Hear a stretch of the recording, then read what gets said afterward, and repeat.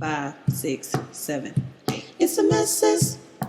Oh, it's a mess. Hello, everybody, and Oh, it's a welcome to the mess. podcast. It's a mess, Oh, it's a sis. So, what mess. exactly is a mess? Oh, A it's a mess is a mess. situation or a state of Oh, affairs it's a that is mess. confused or full of difficulties. It's a The mess. mess is when things don't go Oh, the it's way a you plan. mess. It is when you have to go off script, 5, improvise, 6, ad 7, lib, sit through the It's a awkwardness, mess. and breathe through the pain until you Oh, it's come a out on the other mess. side, because you will come out It's a on the other mess. side. It is everything that makes Oh, life it's a interesting mess. and transformative. It is Oh, what it's we a are here to mess. do. It is how we learn how Oh, it's to a be. mess. So, join us as we Oh, it's a dive into this mess. week's mess. Oh, it's a mess. Oh. Hello, everybody, and welcome back to the podcast. It's a mess, sis. I'm Jessica, co host on my favorite podcast. I am a writer, a singer, and an overall tough ass weirdo, a millennial woman living in LA and figuring shit out. While I've had plenty of strategies about how things would go, my life had other plans. So I'm wading through this mess with y'all, one thought provoking topic at a time. Hello, everyone. My name is Rena. I'm your other host. I'm a licensed social worker from the DMV. I am an avid sneakerhead, film buff, tech enthusiast, and overall content creator. I create in everything I do. I've been on my own personal self development journey for the past few years after experiencing my own dark night of the soul, and now seek an outlet to share what I've learned, struggled with, and what I continue to absorb on my journey because I believe that it can help not only myself, but others who may resonate with my stories and experiences. That's really beautiful. Okay, we are on episode 19, which is crazy. And this episode is titled True Life. I Was a Gayby. I love our titles. Rita's so clever with it. Okay, so basically, we're gonna dive in deep about our young gay self. So now, I think we're to the mess. Do we We want to are tell at what's the the mess mess. this week? Okay, so Sure. Rena, what's your mess this week? Whew. I've been really just I've started a lot of new things. Okay. And I have added a lot to my plate, and it's allowed me to kind of just I'm just kind of calibrating. Hmm. Calibrating, just trying to see how everything fits together. I'm Yes. excited. I'm exhausted.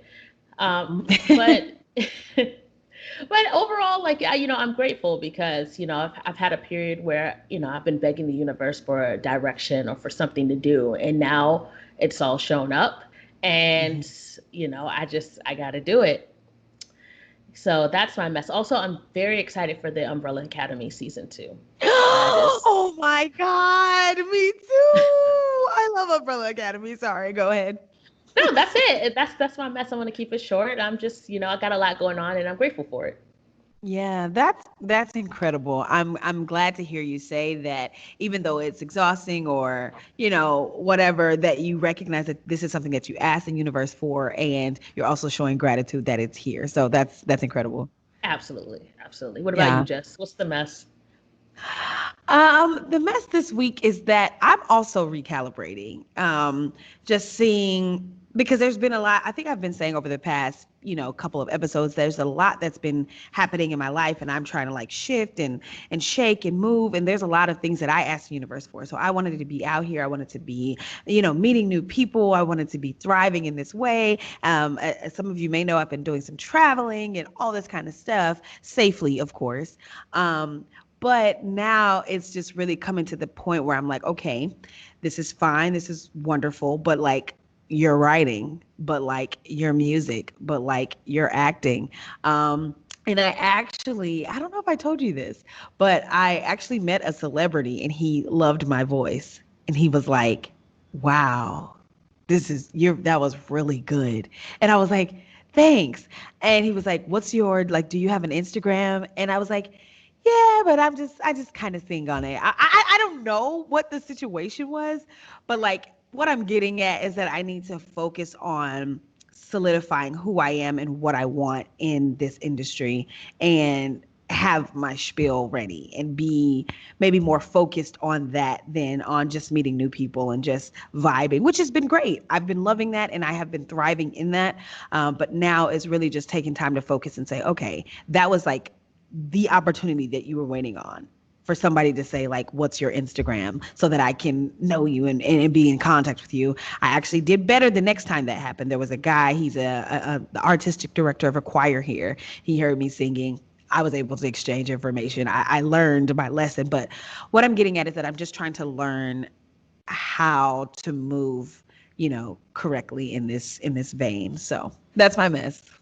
No, that sounds exciting. I want to know. I have so many questions. I don't even know if we Ooh, have time to get into it because I want to know, like, were they excited about like your singing voice, right?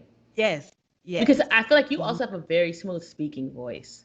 Oh, So thank you. I'm like, did they just like overhear you like chopping it up with somebody and they're like, yes, that's a great voice, or were you just Ah, singing out I there was singing. somewhere? I was delivering because that's what I do. I was delivering to him actually, and his door happened to be open. It was in an apartment complex, so Ah. I'm always like singing when I'm always singing. So I'm singing in the hallway, and like it's good acoustic, so I'm just in there like vibing, trilling, and doing all my runs and everything. And then I get to his door, and I recognize him, but I'm also not the type to be like a fangirl, so I'm just like, hey, hello, here's your order or whatever, and he's like. Wow. Like when I tell you this man was so impressed and I was just like, thank you. Thank you. So does this? Okay, it was D Ray. Do you know who D Ray is? The comedian. Ow, dude, Yeah. light skin with like the green. No, is that? Yeah. Yeah, Yeah. yeah. I get him Mhm. mixed up with what's his name? What's his name? King Karan. But like Oh, the okay. OG King Karan, like the Yeah, pretty oh much. wow, that guy. Yeah, that guy. I was like, oh, me? My friends have told me that I should send a video to his DMs and be like, yo, that was me in your hallway. Here's my Instagram. So I'm still playing with the idea. I think I'm going to do it. I mean, hey, shoot your shot. Why not? I mean, all he can do is ignore it or say no and be like, too late. Like, you're right. So does that mean we'll get a lot more singing on your Instagram? Maybe. Maybe. I'm still playing with the idea. I don't know. Yeah, probably. Well, that Like sounds I like said, I'm working on it. I'm working on it. it sounds like a wonderful, exciting mess. It really does. Yeah, It it sounds was like there dope. was some lessons in it, but then also sounds like you learned very quickly, and Yes. that you now have a clear understanding of kind of what you need to put together. Because it sounds like you need your elevator pitch just ready to go. Exactly. Exactly. I just talked to my little brother about that, and you're exactly right. I need to have my speech ready. This is what I want. This is what I'm looking for.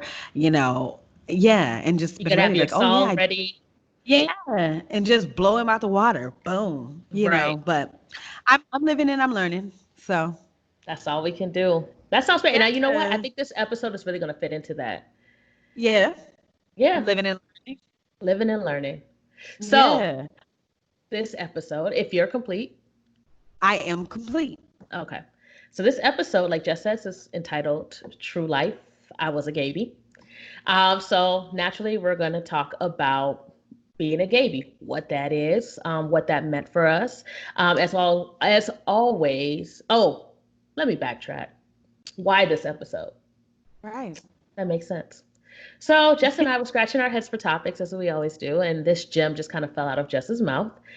She suggested that we do an episode talking about what we would say to our younger gay selves as a fun and reflective exercise. Do you have anything you want to add about that? I do. It was a gym, but it also was inspired. I've met a young woman and she was talking about, the newness of her gayness and like the questions that she had for me and like, needing some kind of like guidance and experiences in the experiences that she was like looking forward to. And I was like, wow, like that's incredible. Like this is something that I wished that I would have had like back in the day. You know what I mean? So I don't know. That's basically what we came up with or how we came up with this topic. So I hope you enjoy. Okay. And let's tell them what the agenda is, Rena. What's the Okay. agenda for this episode?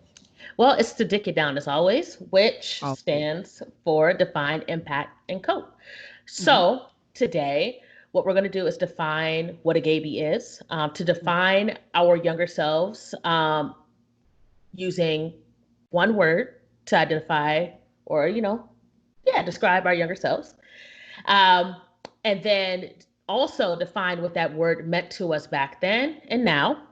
we're going to define or talk about what we would say to our younger selves now that we've lived a little. And then for the impact section, we're going to just talk about what it was like to be our younger selves under the definition that we stated above, and talk about the things we had going for us and the things that we thought we needed. And then lastly, we discuss how we can cope with this in the present. Um, yeah, I think that's pretty much simple. And as we go through this, feel free to stop at every section, and we do our best to let you know what section we're in and follow along with us because, like I said earlier, this is for you guys too. We want you to join in on the conversation. So I think we're just going to get into it. Okay, lovely. So right now we're defining. Okay, so I will go first with my definition. Yes. We are talking to our younger gay selves, or essentially our Gayby selves. So I wanted to define Gayby. And because there's not a definition for that in Google, I will use a personal definition. Okay, so because initially it might not sound, or it might sound like you have to be young in age to be a Gayby, but that's not actually the case. A Gayby for me is someone young in the acknowledgement of their queerness. Right. Okay. So this conversation was actually inspired by a young woman who I just mentioned in her mid-20s, who's in fact a Gayby. And she had so many questions. And it got me thinking about how many questions I had and what advice I wished I'd been given. So this is kind of how I was able to think about it. I stuck with three big questions or pieces of advice for time's sake. And so the first one for me is what I would have wanted to hear or what I would have wanted to know is that I am still worthy of God's love. Mm. Mm. Number two, there is no correct way to be gay. Mm. And lastly but not leastly, I don't know, that's Last but weird. not least. Last but not least, you'll learn how to do it. Um, and so, so I guess after all that and all those pieces of advice that I would have given myself or needed, I guess I would describe myself back in that phase in a word as unsure. And I think it's pretty self-explanatory what that meant. I didn't have footwork on what this really meant for me. I had no grounding. I had no solidification. I just was unsure of every single facet of what it meant to be queer, gay, or, any of the otherness that it just felt like unsure footing. It was just so much I needed to learn, and I had so many questions and things of that nature. So, I mean, and it still feels that way. Like when I think back on who I was and what I was experiencing, it was just so much, like so many questions. I'll say that it was just so many questions, so many fear. It was so much. But I think the defining word would be unsure. Okay. So what about for you? What's your definition? I really like your definition. Thank you. Um, you know, normally the definition is someone who's younger, and gay.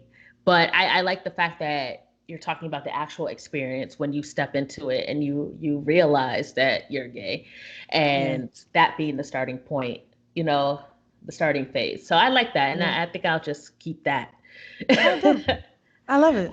Um, so for me, I started off with, just giving myself one word to Mhm. describe my younger gay self because I knew I was gay way back when. It just took me a while to really step into it and acknowledge it and Okay. say, okay, this is what it is.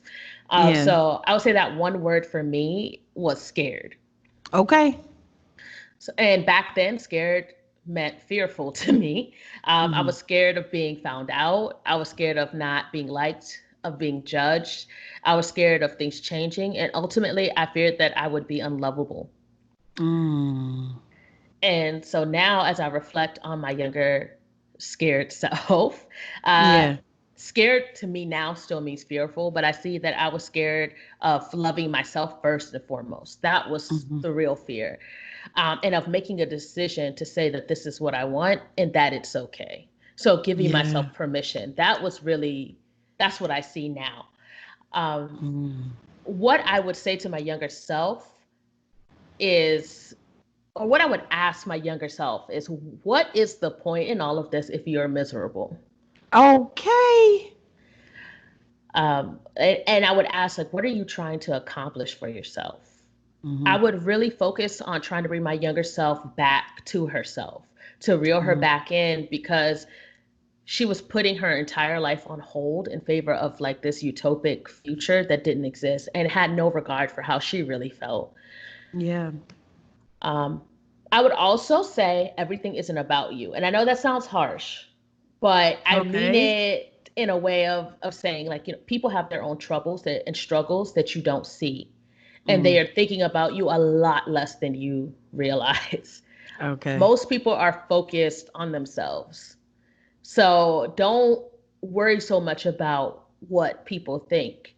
Like, you'll be okay because they're preoccupied with them and themselves and Yeah. what they're thinking about themselves. And lastly, the things people like about you, I would tell myself the things people like about you are the vulnerable bits that you accidentally let slip out and that are Hmm. unique to you.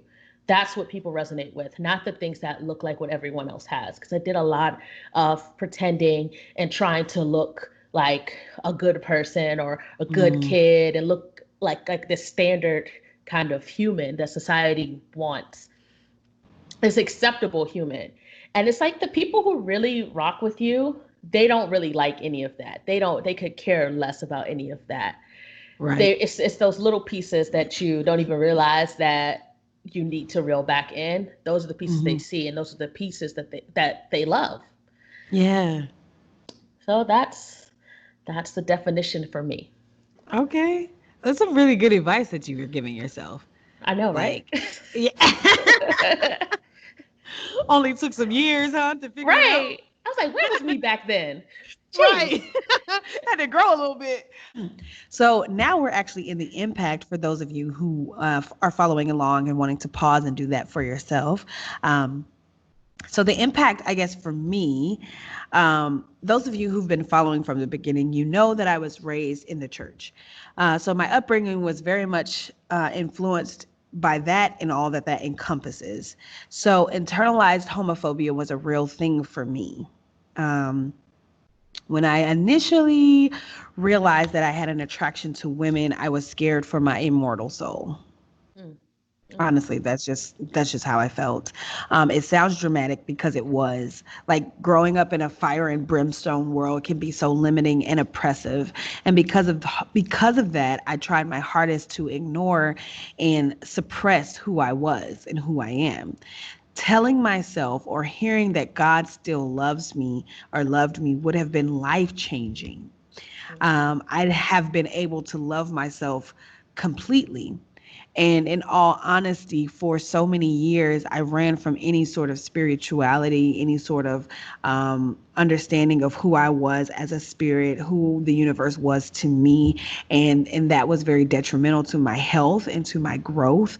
And hearing that I was still a part of the universe, or that I was still lovable or loved by the divine being who has created us, would have allowed me to find where I am now, which is a spiritual being, and to be okay with delving deeper into that, and wanting to have that connection and that understanding, and finding that peace, so that has definitely been the impact, is that it's taken me a long time to get back to a spiritual place and to acknowledge my spiritual being, and to acknowledge the universe, and to acknowledge the ancestors, to acknowledge all of these things. It took me so long to get here because I ran from the idea of rejection by God. So yeah, that was the impact on that first thing, and I think hearing that, knowing that, would have been so significant in my life. yeah. You have Wow. thoughts? I'm just taking it all in because even though I didn't really grow up in the church, I grew up with adults who were heavily involved in the church. So I was never really forced to go to church, but like, my aunts and my grandmother, they were very active in their church. So as you're speaking, I don't think I realized that that same feeling applied to me as well. I really took on that understanding that, like, I felt like I was just predestined to go to hell, Mm-hmm. and like that God really just didn't, that I was going to be one of the throwaways, and Mm-hmm. God wasn't really checking for me like that. And I That. too, if somebody would have just said like, you're gonna be okay, like God still loves you, you know, I think it would have made things a lot easier for me as well. So that's what I'm processing. Yeah, Yeah. yeah. But that's definitely the impact for me too. And I would definitely tell my young gay self, like, come on, God loves you. He created you. Like, child, please, you fabulous. I am. Um, so, okay, the next big thing for me would be to understand that being gay or queer looks different for many people. Yes. At the beginning of like my whole gaydom, I said I was bisexual because that's what everyone was saying. And I thought it softened the blow of my gayness to my family. And then eventually I just said I was a lesbian because I felt like, and this is my own personal experience, that being bi was frowned upon in the lesbian community. And now I stand at a place where queer better describes who I am. Hmm. And I feel like if initially I'd had this understanding that who I am is okay and there's no box I need to fit in, I imagine a world where I can authentically show up as myself in every way.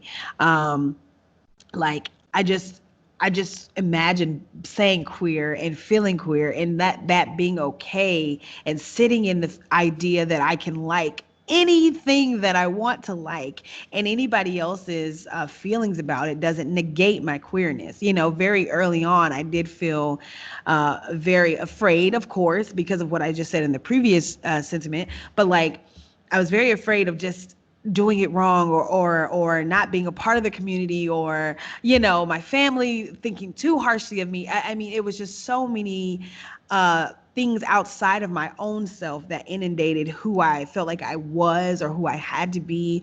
And so now growing up and realizing that I'm just queer, and I don't know what that means. It may look different or whatever. I feel like the impact would have been, or the impact is, that I didn't show up authentically as myself for a long time. You know what I mean? And as many of you know, I'm newly single, so these questions and these ideas about who I am are kind of resurfacing because I'm out in the world again as single in my adulthood, and that looks different. And now I have to explore, okay, am I this thing? Am I just a lesbian? Am I bisexual? Am I queer? What am I? What do I like? And being okay now in my adulthood, saying, I don't know. I'm just figuring it out. I like what I like, and we'll see. And so that's the impact. I think if I could have done that earlier, I would have had room for some different exploration. I mean, I'm not upset about the process because I feel like we go through what we're supposed to go through when we're supposed to go through it. But I do think that that is the impact, is that I was hindered in growth because I felt like I had to fit in to all these different boxes that didn't necessarily fit me. Oh, go ahead. Sorry. No, I was just going to say, I think that's a common issue. It's a common problem. I think it's something that in the gay community, we're really, me personally, I think we're struggling with it because I Yeah. understand everybody wants to be acknowledged, but I feel that acknowledgement has to come from within. It doesn't matter how many Mhm. boxes there are, how many flags there are, how many labels there are. Everybody, the way everybody is, the way they manifest, it's going to be different. There's Yes, just no one way to do anything. There's no one way to be bi, that's so true. That's you so know? true.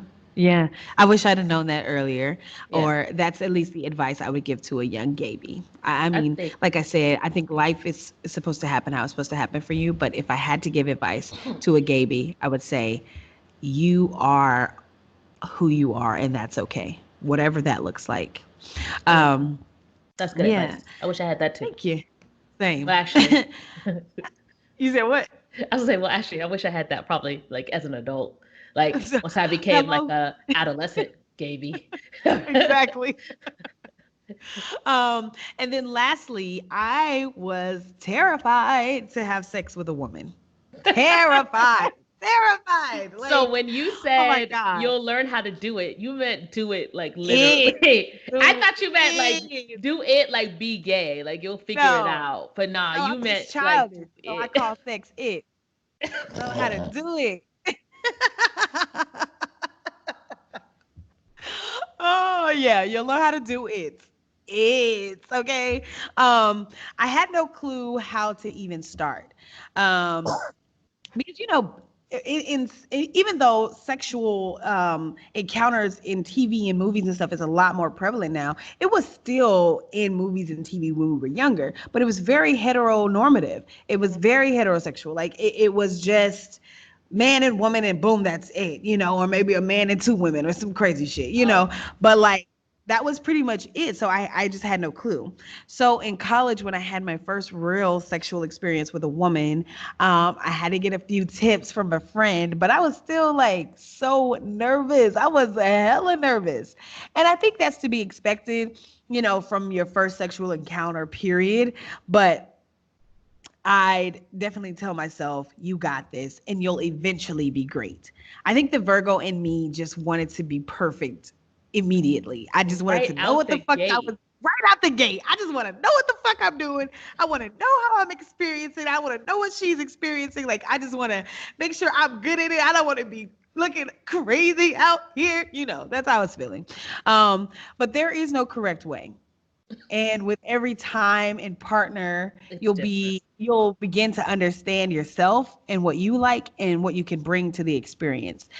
Get out of your head and enjoy being with the person that you like. This is what I would tell myself as a young Gayby. Just enjoy it. Like, no, you may not be perfect. I mean, this is your first time or the first couple times, but eventually you'll get to your groove, you'll get to your stride, you'll be open to hearing what your partner wants, because that's a very big thing, Hmm. because what you like to give may not be what they want. So you learn all these things as you continue to experience having a sexual partners, and so and it's fun. Enjoy yourself, like relax a little bit, be in your body, enjoy the other person's body, and just go with the flow. Eventually you'll feel confident in your ability to please both yourself and a partner. So those are the things that I would say to myself. I mean, amongst other things, but for time's sake, we'll just stick with those three. I think those are solid like top Thank you. three. I think Thank you. so. And Thank you. especially like, yeah, you'll figure out how to do it because I think there's an assumption that even with heterosexual couples that they know how to do it. And I think Right. when it's your first time, whether it's with a woman, same sex or opposite sex, there's definitely a learning curve. And your Yeah. first time with every other person, there's going to be a learning curve. So yeah, I like what you said about learning what you like Yes. because that's the most important. If you could communicate that to your partner, then you're gold because Hmm. then they'll know, and then you'll get a partner that can communicate that with you. Exactly. And if your partner doesn't want to accept what you want nor tell you what they want, you find a new partner. Find a new partner. Boom. So simple. Simple. So simple. I feel like that's like one thing. It's like I overcomplicate it so much. It's so simple. Just like what you like, Right. let them know, and then just have fun. And if they don't want to accept or what you like, then go have fun with somebody else. It's easy. Exactly. Boom. Easy peasy. Easy breezy, beautiful cover girl. Is that I what don't you're know. saying? Sorry. I do. No, I'm just kidding. Okay, but what's the impact for you? So the impact for me with all that I said, and I can't even Okay. remember right now what I said because I'm old. I Wow. think, but the major impact for me was that I was just very lonely. Uh, Mm, I felt like I couldn't fully be myself because I yeah. was so scared, and I couldn't talk to anyone about it because I was afraid of being judged. Yeah. Um, And I became very like insulated with my own thoughts, which were negative. And then I only had myself to gauge the reality of my thoughts. So it's like I'm just sitting in my own mess with it's just me. So if anything, I just wish I had someone I felt comfortable confiding in and talking with. And I believe the main thing that would have helped me was vulnerability. Vulnerability would have helped me so much back then to be able to acknowledge for myself first what I was going through and then seek out relationships that would support me. Yeah. So the way I broke down the impact for me is identifying what I had going for me. And then I identified what I thought I needed. So what I had going for me back then, I spent age 14 to 18 in a Quaker boarding school in the school environment. I know that sounds random. No. I don't know if how I don't like the sarcastic smiley. Really? Um, so just to give like a quick like snip of what Quakers are about, they believe like in nonviolence, and they kind of have this open format when it comes to religion. Like, you know, they're Christians, they believe in God and Jesus and all that, but they have meetings for worship where you, and it's funny because I said, oh, I didn't grow up in the church and I whole ass went to a religious school. Right. Wow, lying to yourself. Anyway, so it's kind of like you go to meeting for worship and you read the Bible, but you take that time in meeting to reflect on your personal interpretation of the Bible and focus on your own relationship and your own questions with God. And if you feel compelled, you can share something or pose a question to everybody in the meeting. But really, it's kind of like you're supposed to sit and kind of form your own understanding. So with that being what that was, my school environment was very open and free. You know, everybody was gay at my school Wow. and struggling with some type of emotional thing because they were vulnerable enough to express that. So if I had room for that, for vulnerability, and if I could have somehow mustered the courage or the strength or the whatever I needed to muster, and I'm trying not to judge myself in this because I was young, and just allowed myself to admit the truth, I think that environment really could have been good for me. Right. So what I felt like I needed back then, from what I can remember, someone that looked like me, someone who looked like Okay. me that I could trust and confide in, Mm-hmm. that had lived a little and seen some things and weren't prone to judge. So I was really looking for community, Okay. which was there, but it was predominantly white. Okay. So it was there. So the Black community that I did have, I want to say I could count all the Black students in the upper school on all my hands. So I think there were probably like 8 to 10 of us. Wow. And they were just very much like your straight laced, just I think we all kind of had our representatives going. You know, it's hard to be in that environment. And so when I looked at those people, I didn't see them being free and open and gay. So I'm Yeah. thinking, okay, I have to be that way. Right. But then I see like the white kids, they're just free, dyeing their hair all types of colors, just going through whatever, doing whatever. And I'm just like, wow, they're so free. But I didn't feel Yeah. like that was for me. I felt like that was Okay. something they got to do, but I didn't get to do that. So I just wish I had somebody there that looked like me that could show Yeah. me, oh, this could be for you too. Mm-hmm.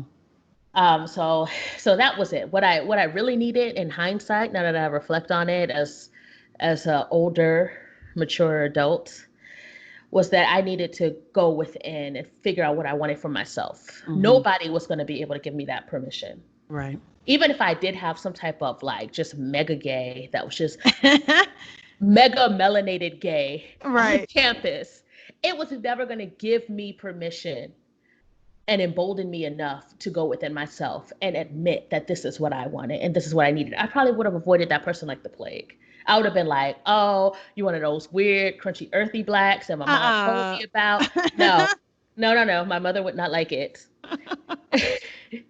So that's been the impact for me. Just kind of Yeah.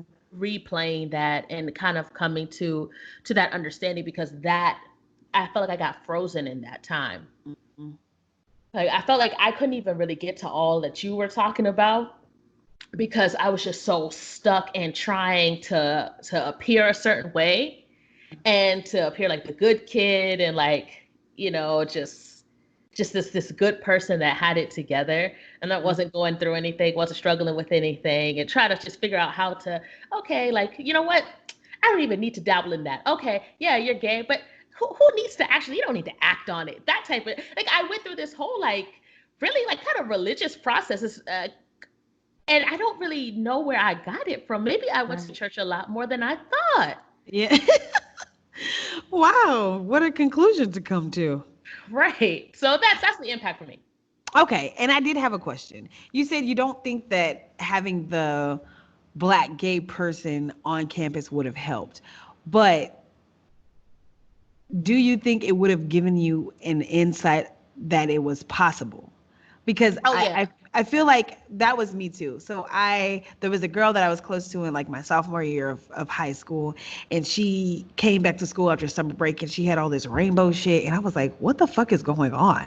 And she was like, yeah, girl, da da da da, and I was like, that's weird. But in my head, I'm like, mm, interesting. And so she would go be taking notes to these like super gay girls, and I would be there after school with her. And she's like, walk over here with me. So I'm walking over there and I'm like, damn, why do I think they're attractive? I'm like, oh hell no.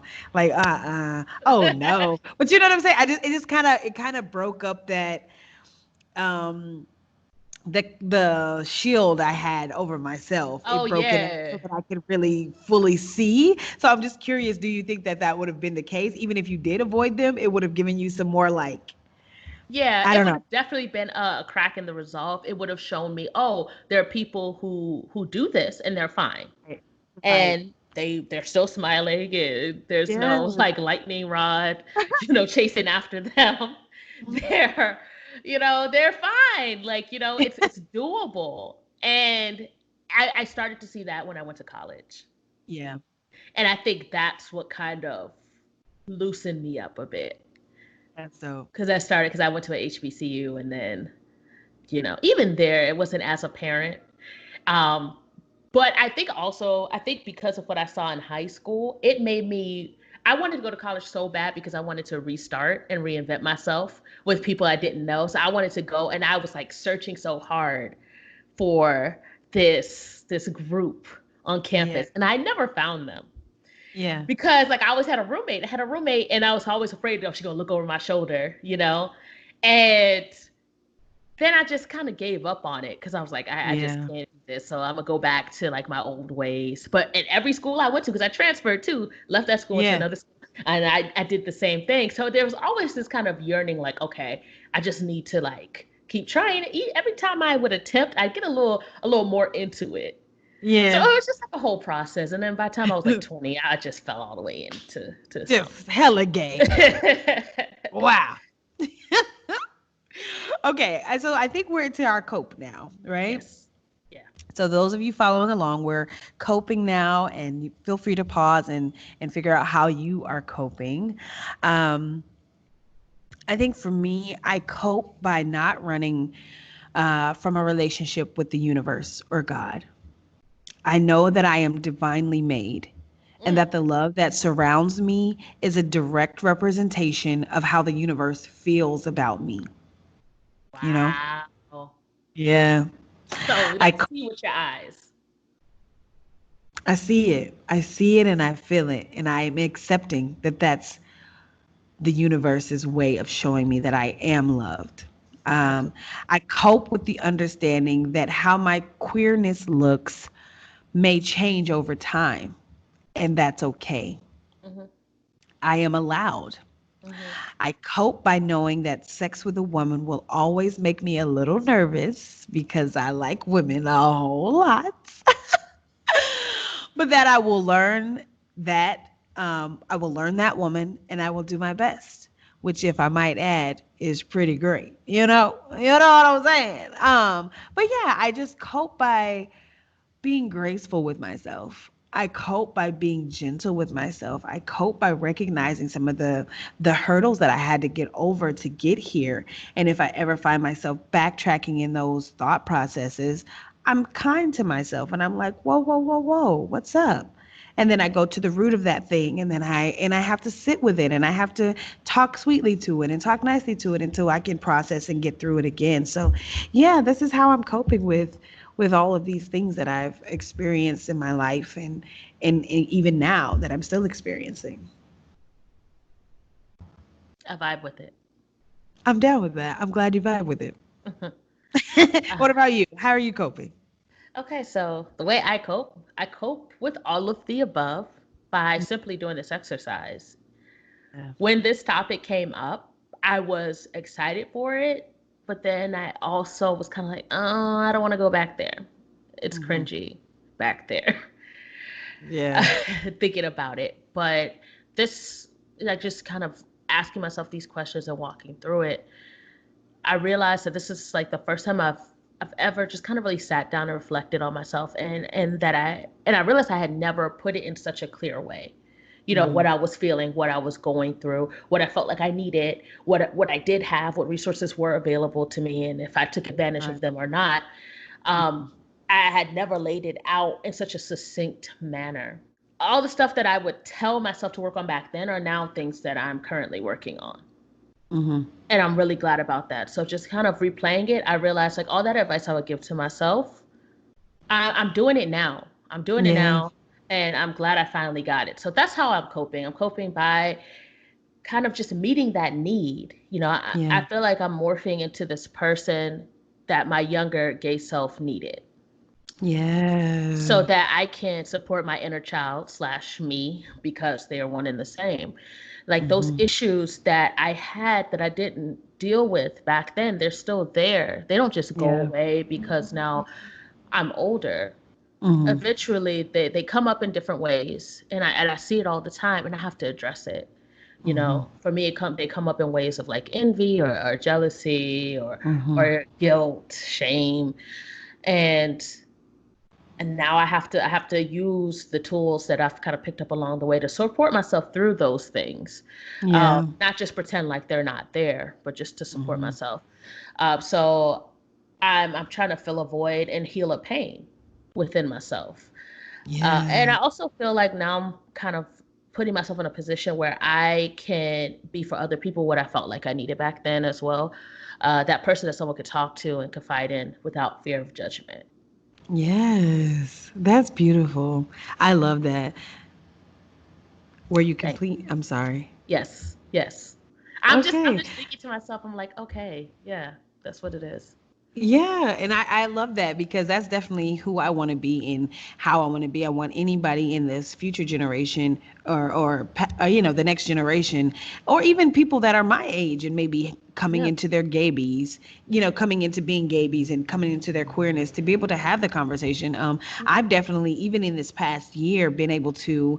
There's a group of women who I've just kind of connected with in this last year or so who've helped me grow immensely because they are just very open in their queerness. They're very open in their sexuality. They're very open in, the freedoms of being a human being, a human person, a black woman, a black femme. I just have learned so much. And so I definitely, I vibe with wanting to be what you needed. And that's what I'm definitely trying to also become what I needed so that the next person who needs it, I'm there and I could, Right. stand in the stead and be there with them. So that's really lovely. Yeah. I just think people are so like fascinating and alluring when they're just being themselves. Yeah. And we were all made differently. But like,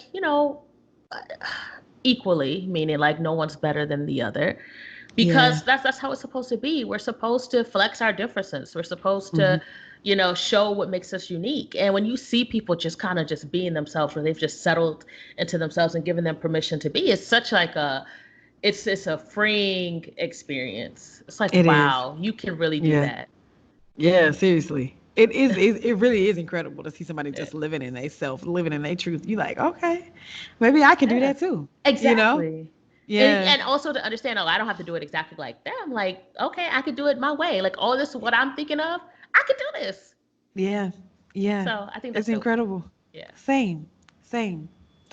Well, I would like to shout out at Chasing Hannah for this lovely topic and to all the Gaybies figuring shit out in your journey. However you decide to live in your gayness is correct and valid. That's nice. I like that. Thank you. And I just want to give a shout out to at Nat's Confessions and at Align Your Swag for your wonderful insight, recommendations, and support. Your suggestions have made me and the podcast better. Just keep them coming. To all of our listeners, after podcast participants, followers on social media, and even the people who have considered our podcast but just haven't found the time to listen, I appreciate you. That positive Mhm. energy keeps us going. Yes, it does. Yes, it Yes. does. So before we head into the meditation, do you feel like doing a recap of everything? I know it's a lot. I do want to do a recap. I feel like to recap, I experienced a lot of fear and shame coming from my upbringing of the church. Rena also experienced shame and had the realization during the episode that that also may have come from church. May not have been the exact same way, but we both had a touch of religion that hindered us from being our full Touch. true selves, and because of that we had to experience our gaybiness in some sort of shame, some sort of Yes. um, some sort of hidden nature, and we've coped with those things by addressing it and recalibrating how we live in our gayness and how we live in our queerness and how we live our truth overall in our lives. And so we hope that everyone will cope and address these situations by recognizing that you can live your full authentic self, whether your gayness changes over time, you're bi, now you're straight, now you're this, now you're that. It's okay to be your full authentic self, and you are allowed, Hmm. Yeah. and we are allowed. Hmm. And that's the recap. I like it. Yeah, Yeah. same, same. All right. Okay, so I guess now we are to the meditation. Yes. Yeah. And if you're new, this is my favorite part.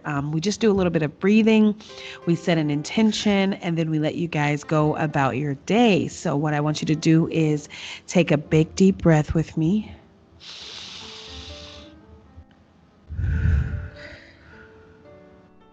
We'll take a second deep breath.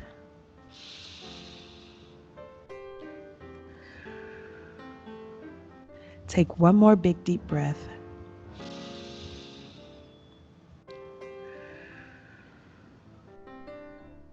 And now we'll set our intentions. My intention is to live authentically, however that may look, to not find shame or fear in who I am as a person. And my intention is to continue to honor my feelings, to practice vulnerability and allow myself to be so that I can deal with issues from the past or issues in the present so that I can have a clear and joyful future. That's beautiful. We're going to take our last set of deep breaths. Take a big, deep breath.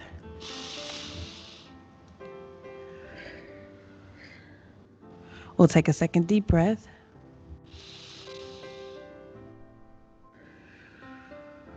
And we'll take our last deep breath.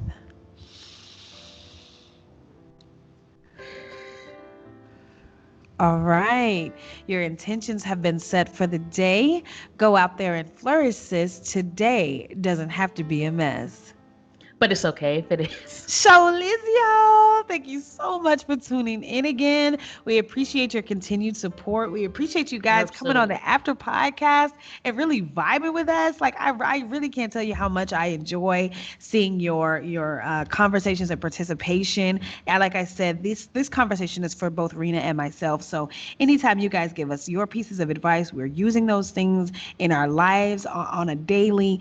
So please join in. We'd love to see see you. That's every Sunday after we drop an episode. That's going to be 9:30 Eastern, 6:30 Pacific time. So join us. Come in. Tell us what you think. Tell us about your Gayby selves, what the things that you experienced, how you've coped with it, what the impact was, all of these things.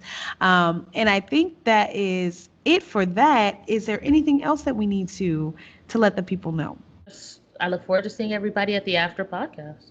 Oh yeah. And then one other quick announcement. We are going to be doing a live podcast. Rena and I will be in the same space for it's been a year maybe? It's been I almost a think year since it's we've been almost a in. year. Yeah, it's been almost a year since we've been in the same space. So we're going to be in the same space. We're going to do a live, virtual live event, virtual live podcast, and that's going to be on September the 11th. Time to be determined, topic to be determined. And if you have any ideas on that or something you would like to see dig down, reach out to us, slide in the DMs, hit us up on Gmail, Twitter. We might see it. And I guess let me Yeah. give you our handles while I'm talking about social media. So on Twitter, Facebook, and Gmail, it's going to be It's a Mess Sis. And on Instagram, it's going to be It's a Mess Sis Podcast. So be sure to like us, follow us, subscribe, tell your friends, tag them in an episode, tag them in a post that you think is interesting. We would love to continue to have interactions with you. And we just want to say thank you so much for still vibing with us. Yes. Thank you all so much for your continued support. Yes, and we're going to catch y'all on the flip side. Peace. Peace. It's a mess. Hey, that's what I can do. It's I a can't mess. sing. It's okay. He's gonna talk over my singing though. Okay, it's ready now.